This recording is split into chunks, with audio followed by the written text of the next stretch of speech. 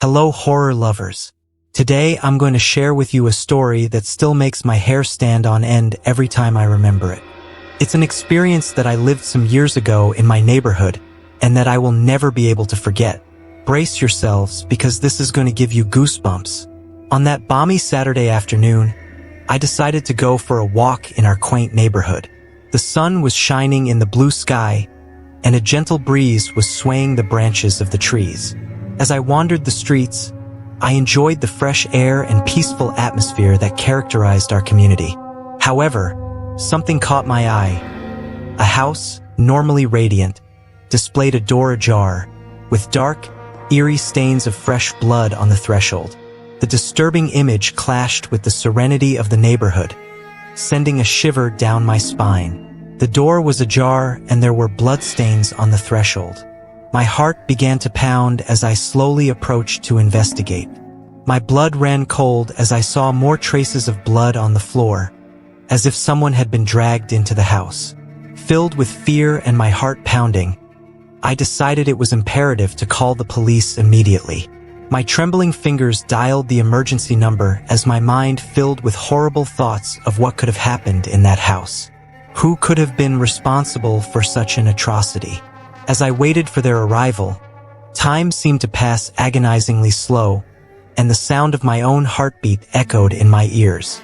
Finally, the police arrived on the scene and, with an air of determination, they entered the house cautiously, prepared to face the unknown. The atmosphere was charged with tension and suspense as the officers scoured every corner of the house in search of clues that might shed light on the disturbing mystery unfolding before them. Meanwhile, I stood outside, unable to take my eyes off the scene, feeling a mixture of fear and fascination for what was happening inside that house.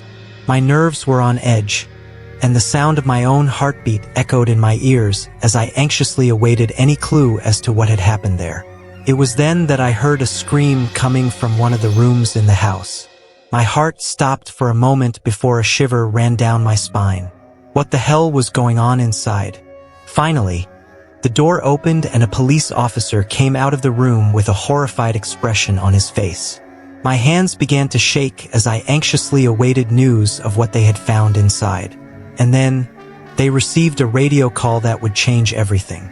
After an exhaustive search of the neighborhood, they found the body of a woman in a nearby alley.